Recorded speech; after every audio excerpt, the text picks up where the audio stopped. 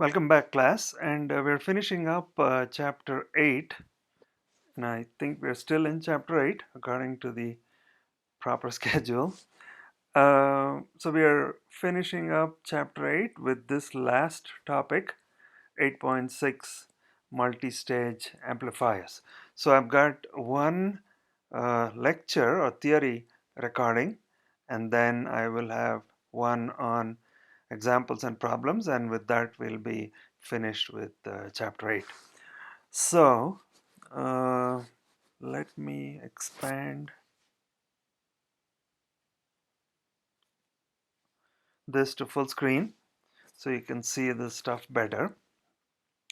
So there are three subtopics, I guess: introduction, and then now multi-stage amplifiers is a pretty complex topic.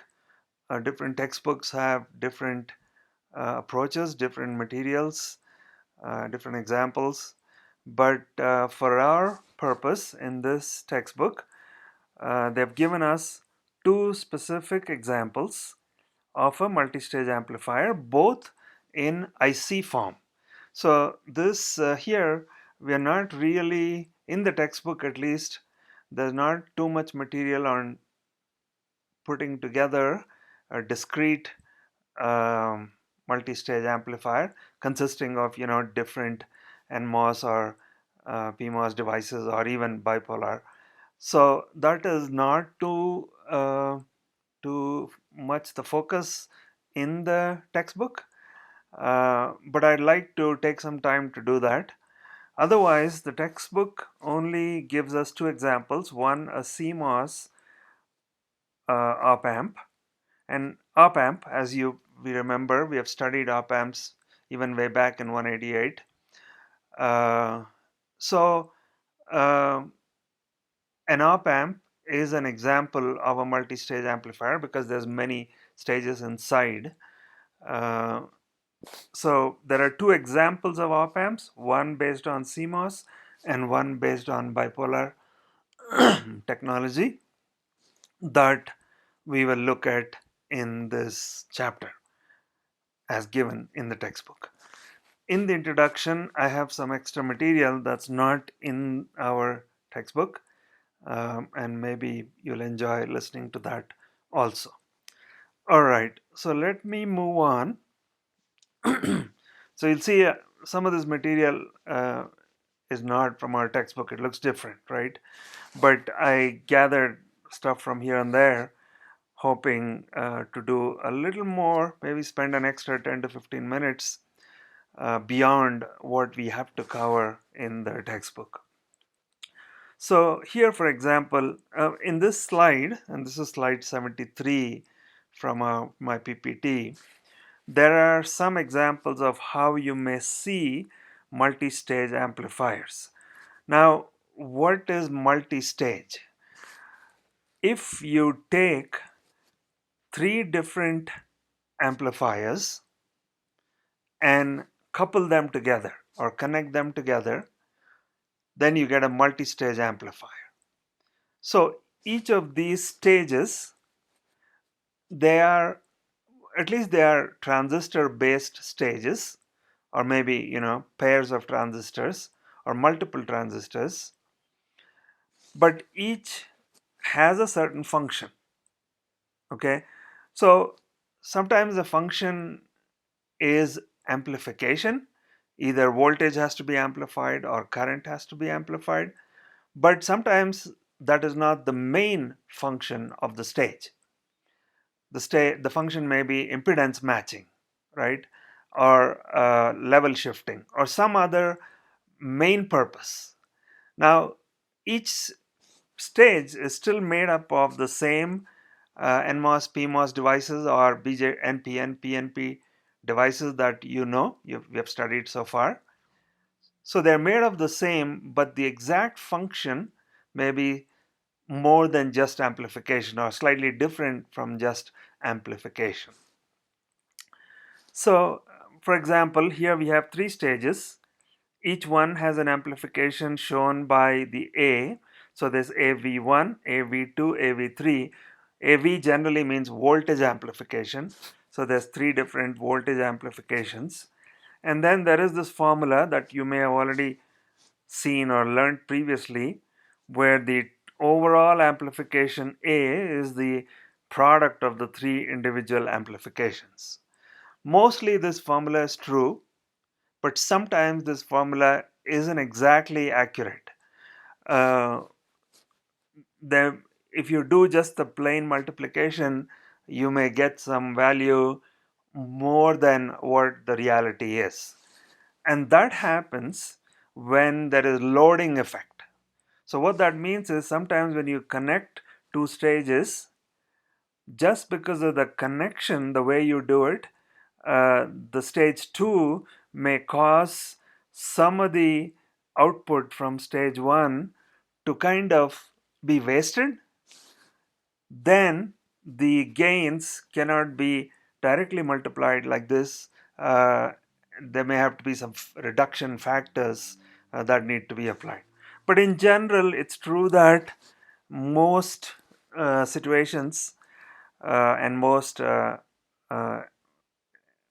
textbooks may just make this blanket statement that the overall gain is the product of the three gains.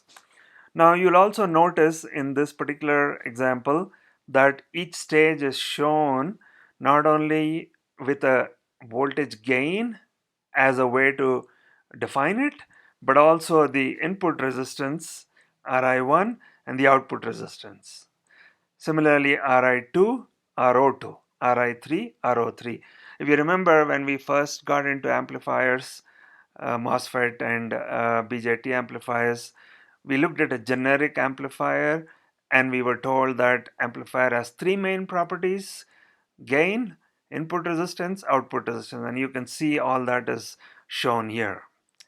Also, one last thing, there's a V source or the V signal on the input side, and the output side there is another voltage VO. So this kind of is a nice way to show in a block diagram form, amplifiers. Here's another way to show it. Each of these is an amplifier, and the source supplies, the batteries on the positive side and the negative side are shown. The signal is shown. Another battery is shown here. Signal source has an internal impedance, RS. Similarly, there is a signal load on the outside, output, and there is a output voltage. So, and this is some kind of DC value that powers the signal source, Vs. Okay, so this is another form of multi-stage amplifier that you may see. Another form is like this, right?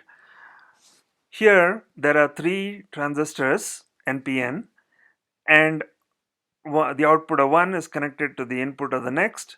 The output of the next is connected to the input of the third. Then you have an input signal, and then you have an output signal at the output terminal. Then you have your battery voltage supplies. So this is more of a discrete, a lot of resistors here. A discrete multi-stage amplifier is shown here with some capacitors, right? Okay, so that's just an introduction to some diagrams and block diagrams you may find in various textbooks and in the literature. An important part of understanding multi-stage amplifiers includes the concept of coupling. Coupling means connecting, right? How do you connect the different stages? And there are three primary forms of coupling.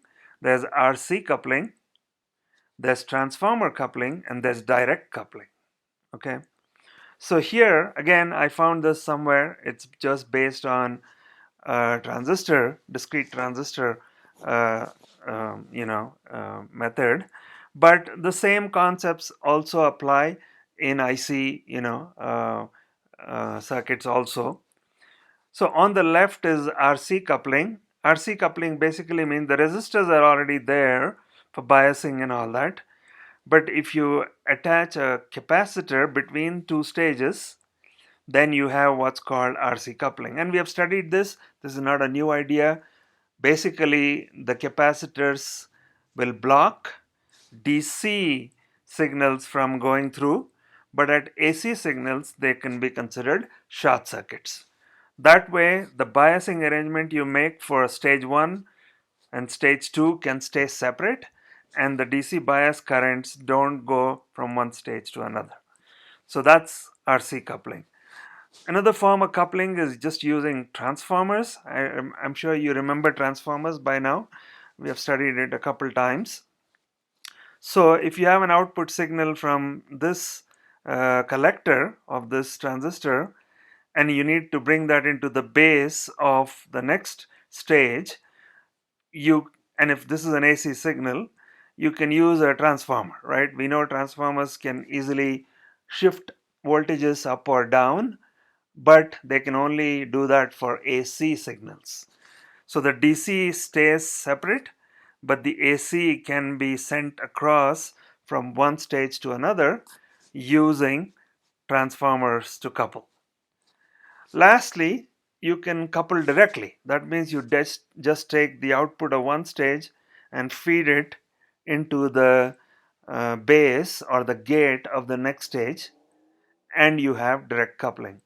Direct coupling is each of these methods have their own advantages and disadvantages, and that's what has been shown in this little table. So frequency response, we haven't studied that, but we will in the next chapter. So RC coupling, it gives you great frequency response. It's not so great with transformer coupling, and direct coupling is the best frequency response. But you have problems too, right? Cost is again, the most expensive is transformer. Direct coupling is the least. Less expensive is having capacitors. Capacitors are cheaper than transformers, so that's why it's less than transformers. And then space and weight, impedance matching, it's excellent with transformer coupling. Use RC coupling for voltage amplification, transformer coupling for power amplification, direct coupling for amplifying extremely low frequencies. So these are some broad benefits. Again, each one depends on the exact situation. So, this table is great as a guideline, but maybe not the most accurate every time.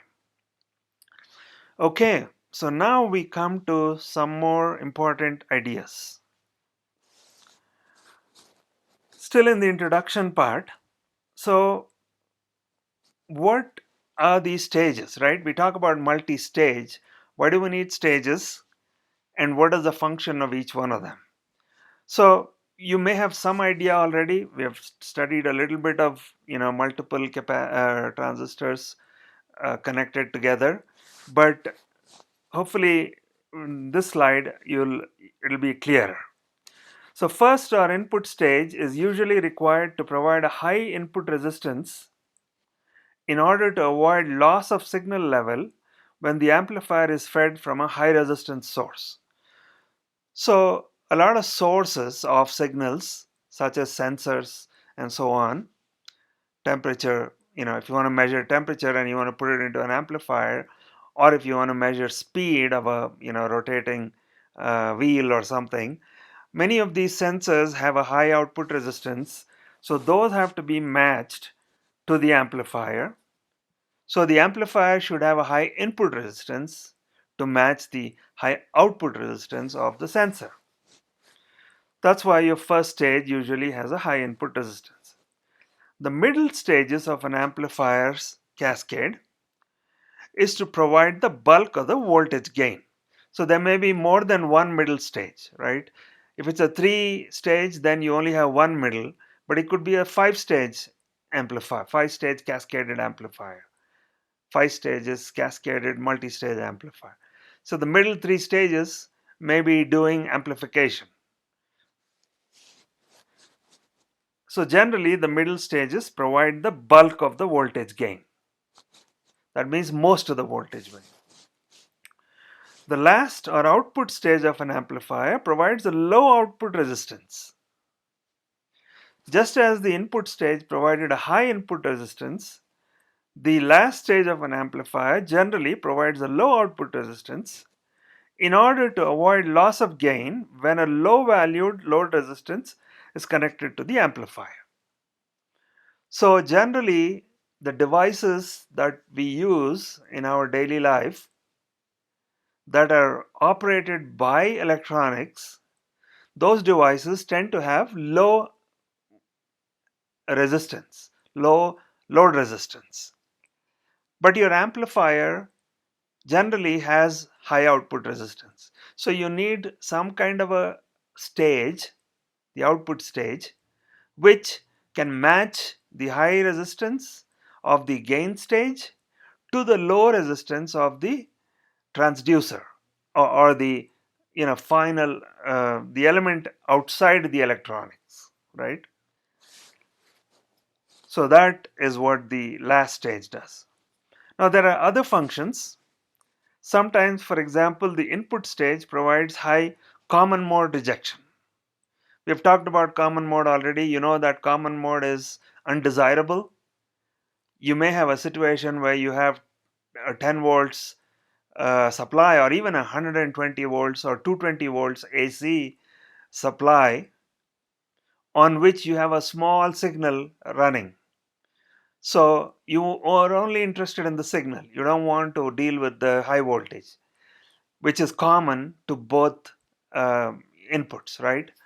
Uh, so what you want to do is to eliminate the common mode, and so an input stage has to be able to do that, which we know differential amplifiers, if they have a high CMRR, they do it very well. The middle stage provides the conversion of the signal from differential mode to single mode. Sometimes, maybe, if required, right? These functions are as needed.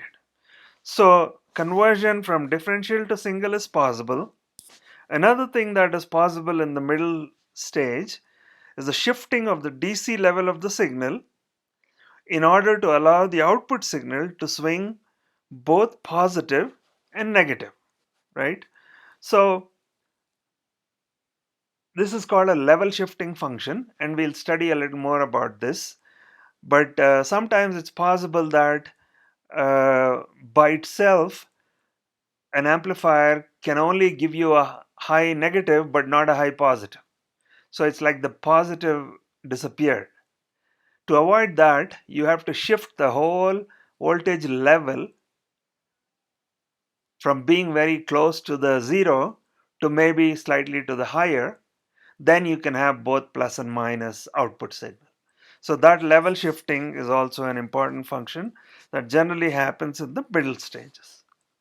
Finally, the output or power stage supplies the necessary high current required by the load.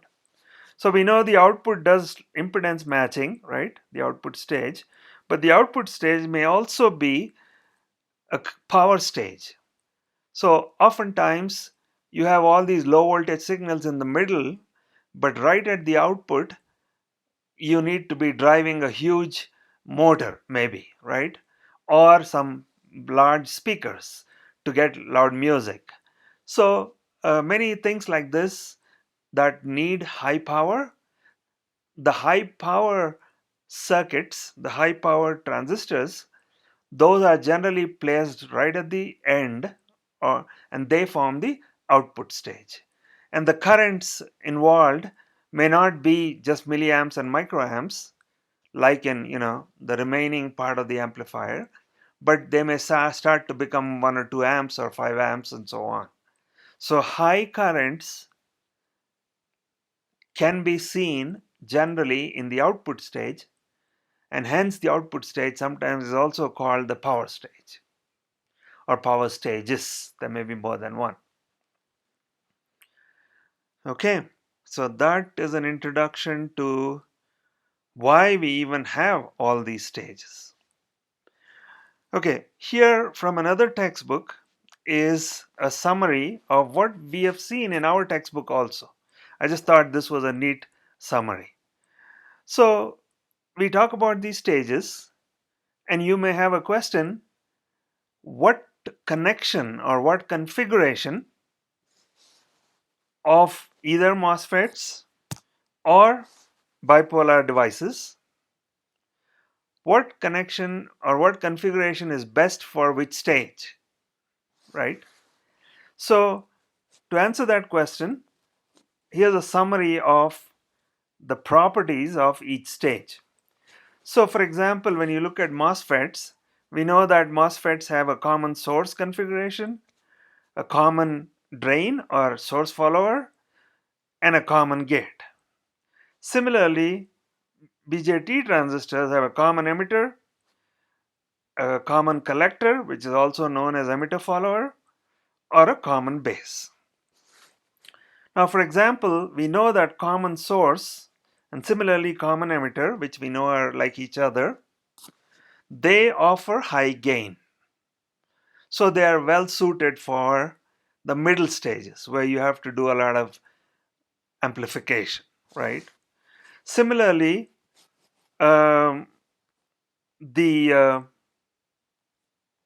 output resistance of a source follower or an emitter follower is low. So you see that here and you see that here. So emitter followers are great for the output stage, right? Because they perform the function of matching the high resistance of the gain stage to the low resistance of the load stage or the output load. So, and generally the common gate or common base is useful, uh, is sometimes, not always, used for um, the input stage. Okay, actually the source follower can do both also, but remember, the most commonly you'll find the source follower at the end, at the output stage, and the um common source or common emitter, the CE or CS, in the middle, in the gain stages. Okay, so here's an example of actually this is a discrete multi-stage example, not necessarily IC. I mean, this can be done on an IC also, and these days you can buy one amplifier chip that does all of this. But for purposes of learning how to handle multi-stage amplifiers, here's a good example that I found somewhere. It's an audio amplifier. So there's a microphone on one end. You can see the microphone symbol. And on this end is a speaker. And so this has a peak signal of 10 millivolts sinusoidal, roughly sinusoidal, audio meaning what we talk and music. And on the output side, the peak is about 1.26. So 10 millivolts is becoming 126 millivolts, right? 1260, yeah, millivolts. So you have an amplification of about 126 times from here to here, right? So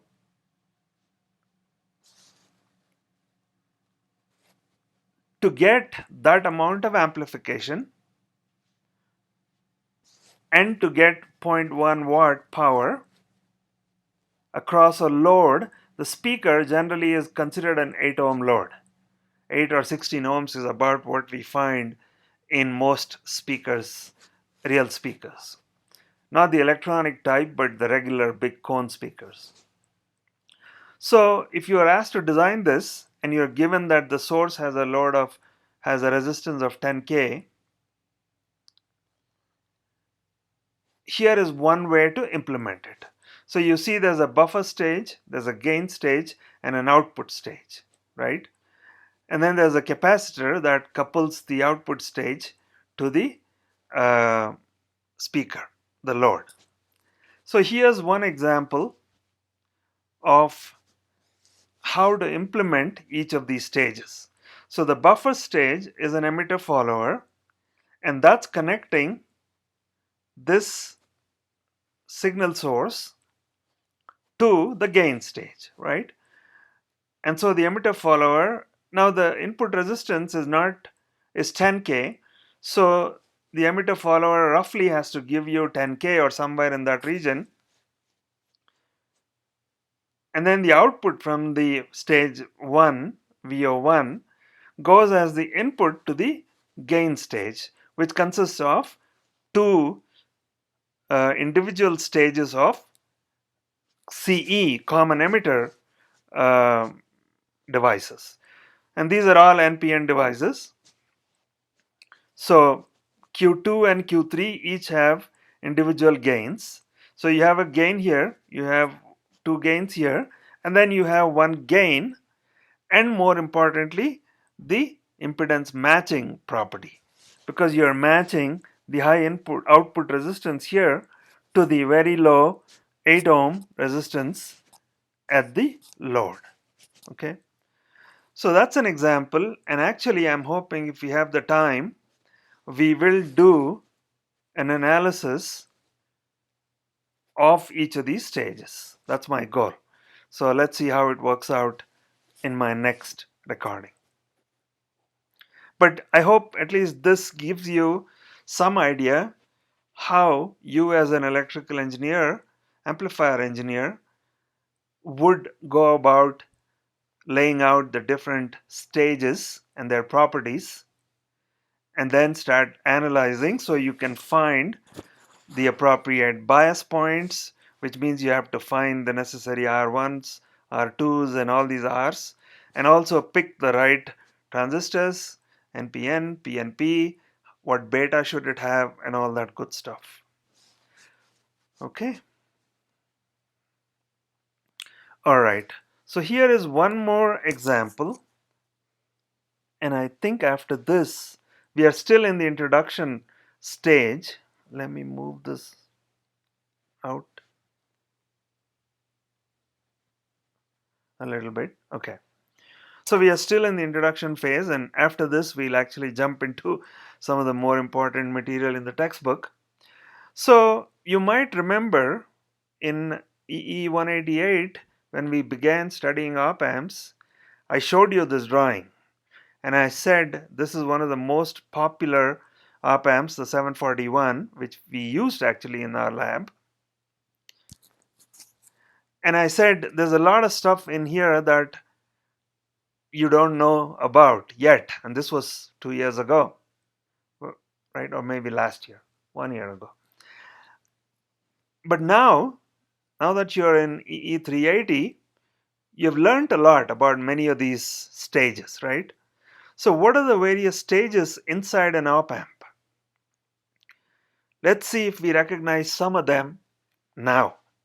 So the red stage, these red bordered, this stage, this stage, this stage, I hope you recognize these are current mirrors, which we studied in the last chapter. You can recognize them by the fact that their two bases are directly connected, and then there is a line from the joint base to one of the collectors, right? So that those are current mirrors. There's three of them. Then there's a differential amplifier. This is a differential amplifier, which also we just studied, and it actually has a current source. Now this is the inverting and non-inverting input. So Q1, Q2 form your basic differential amplifier, and they are loaded with this, the bias, sorry, this is the current source load, and then there is bias current that comes from Q3 and Q4. So that is the differential amplifier.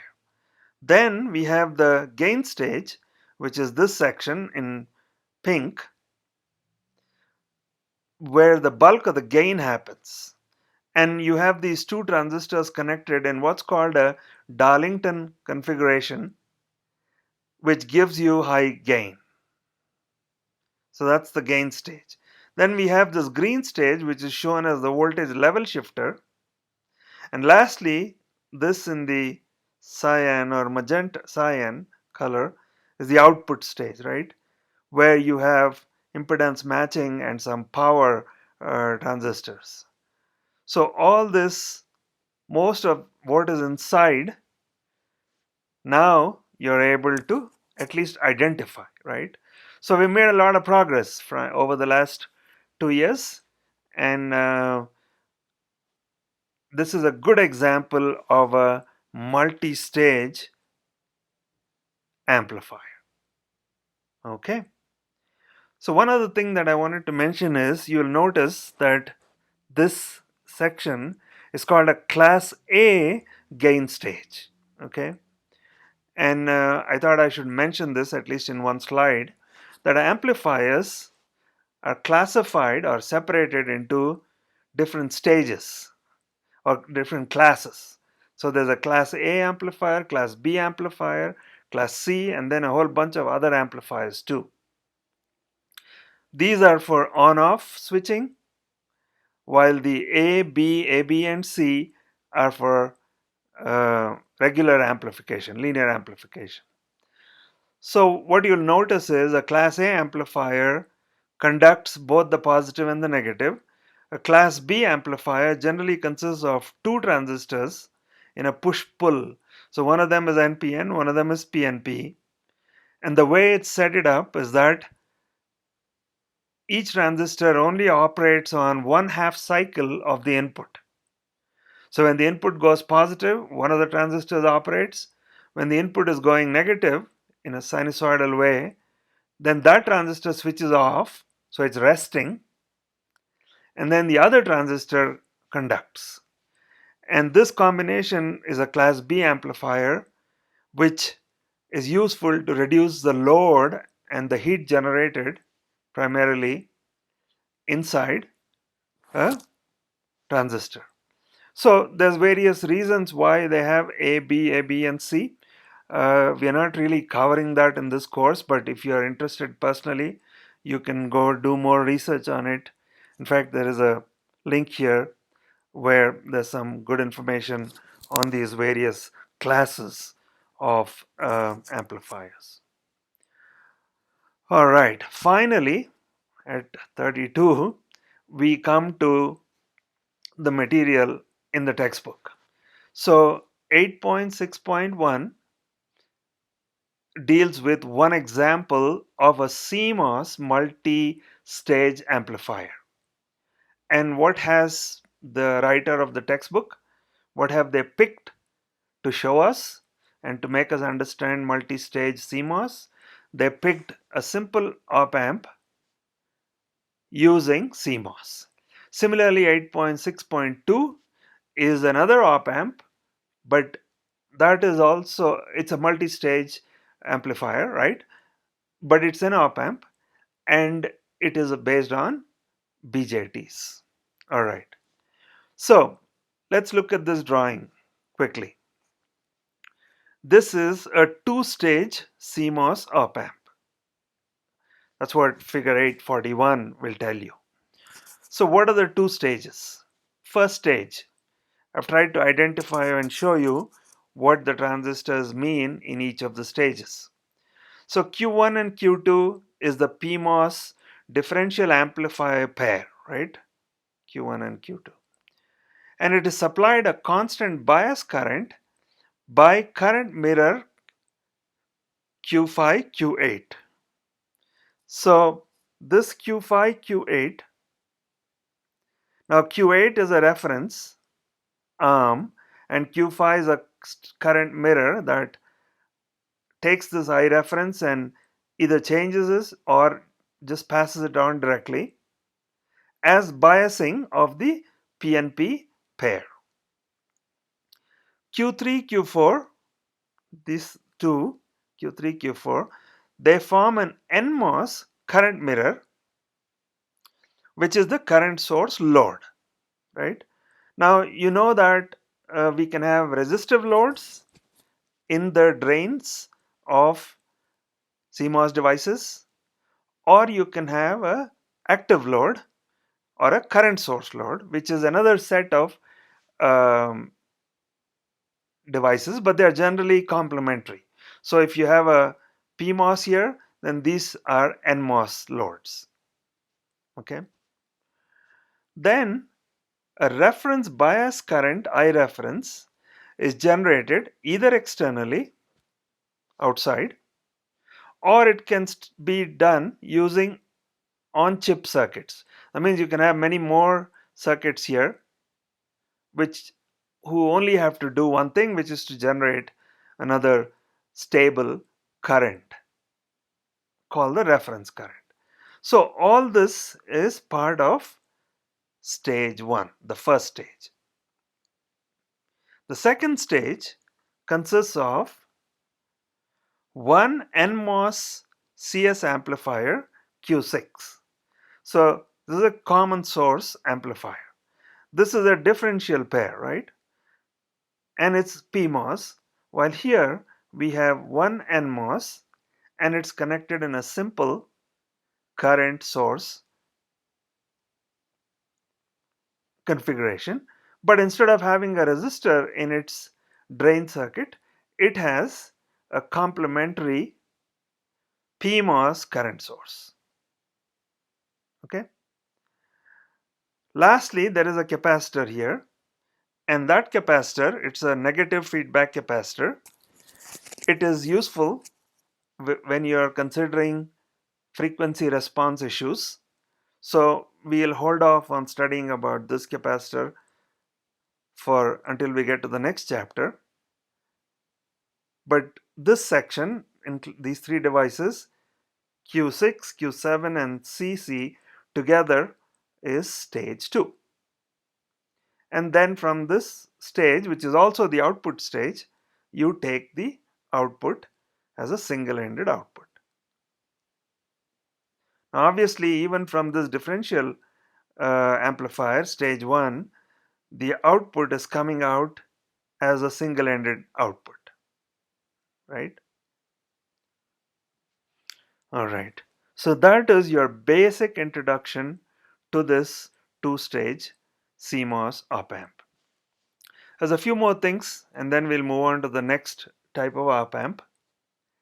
The voltage gain of the two stages, A1, the first stage is GM1 into RO in parallel with RO4. We have seen this formula before. Similarly, the voltage gain of the second stage, the first stage is a differential, the second stage is a single transistor. The form of the uh, voltage gain is the same, right? Because both have a current source load. So you'll have this form of RO6 in parallel with RO7. If you didn't have the current source, then you would just have one resistance, right? But here we have two R's in parallel, small r's. Also, the DC open loop gain of the op amp is the product of A1 and A2 in this case. Now, sometimes another topic we have to study if you are studying ICs, integrated circuit, multi-stage amps, has to do with input offset voltage. So, generally we have studied differential signals and we have studied common mode signals. There's also something called an input offset voltage, which happens because of the mismatch in the devices. We normally say when we are doing problems, just assume Q5, Q6 are matched or Q1, Q2 is matched. But even though we claim it's matched, there may be a slight difference.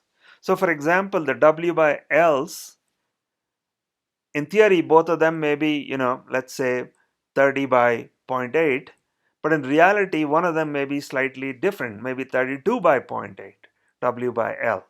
So that slight mismatch causes an input. It's almost like on the input side, you're seeing a signal or a common mode signal, which then gets amplified, right?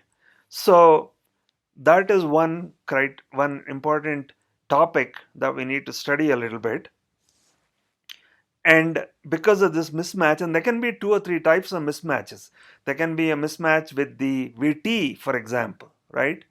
We say the Vtn or Vtp, we just give it as zero point 0.5 or minus 0.7, but they may be slightly different for each. Then also it leads to trouble.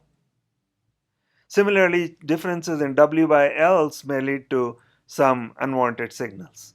So there's one problem that we'll solve on how to handle these. If VO is the output DC offset voltage, then there is a formula for VO. VOS is the input, VO is the output, then they are connected through each other through the gain formula. Okay, next there's a topic called biasing circuit that stabilizes IREF and IGM. This IREF, IB is the IREF that we see in the previous circuit. I'm going to skip this for the moment. Maybe we'll study it later in some other course. All right, there's a few problems on this CMOS op amp that we'll come back to next recording.